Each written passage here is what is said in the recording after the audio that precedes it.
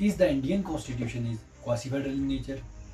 Quasi federal का अर्थ है not completely federal, not completely unitary, but mixture of both. ये federal और unitary है क्या? देखो, फेडरल सिस्टम होता है division of power between centre and the state, and unitary के सिस्टम का मतलब होता है जो सारी की सारी पावर होगी सेंट्रल गवर्नमेंट के पास होगी। स्टेट सिर्फ वही कर सकता है जो सेंट्रल अलाउ करे। अब देखिए इंडियन कॉन्स्टिट्यूशन फेडरल क्यों है।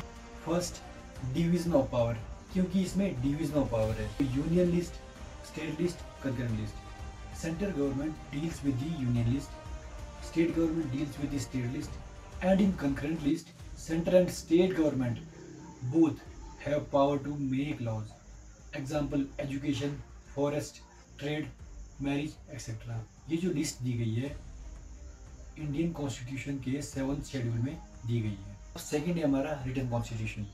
देखिए, फेडरलिज्म का मतलब है पावर 2 लेवल में डिवाइड होती है, सेंटर एंड दी स्टेट। अब अगर कॉन्स्टिट्यूशन रिटन ना हो तो पावर क्लियर नहीं होती। इसमें साफ लिखा गया है कि कौन सी पावर यूनियन लिस्ट, कौन सी पावर स्टेट लिस्ट एंड कौन सी पावर कंकरेंट लिस्ट में आती है। अगर सेंटर एंड स्टेट में डिस्प्यूट हो तो सुप्रीम कोर्ट रिटन प्रोविजन देख के ही फैसला करता है। इसलिए कहा जाता है without written constitution federalism is incomplete. Next है हमारा supreme law. In federal system the constitution is supreme law. Centre and state दोनों उसी रिटन कॉन्स्टिट्यूशन से पावर लेते हैं। अगर कोई लॉ कॉन्स्टिट्यूशन के अगेंस्ट होगा वो इनवैलिड हो जाएगा। नेक्स्ट है हमारा रिजिडिटी।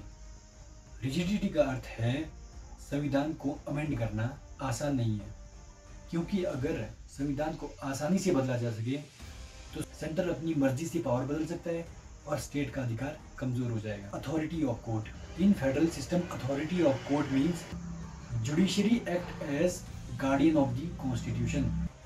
इसका मतलब है कि अगर सेंटर और स्टेट के बीच में डिस्प्यूट होगा तो कोर्ट डिसाइड करेगी कौन सा कानून वैलिड है। Under article 131 of the Indian constitution centre और स्टेट के बीच का डिस्प्यूट डायरेक्ट सुप्रीम कोर्ट में जाते हैं। अब हम देखते हैं unitary system. Emergency power, article 356, 352। जब देश में कोई इमरजेंसी आती है सेंट्रल गवर्नमेंट की पावर बढ़ जाती है और प्रैक्टिकली स्टेट गवर्नमेंट पावरलेस हो जाता है। Appointment of governors. Her state का गवर्नर सेंटर अपॉइंट करता है। नेक्स्ट है हमारा रेजिड्यूरी पावर। कॉन्स्टिट्यूशन के अकॉर्डिंग जो पावर यूनियन लिस्ट और स्टेट लिस्ट में नहीं है वो पावर सेंट्रल गवर्नमेंट के पास आती है। नेक्स्ट है हमारा सिटीजनशिप। इंडिया में सिटीजन सिर्फ इंडियन सिटीजन होते हैं, स्टेट का अलग सिटीजनशिप नहीं होता।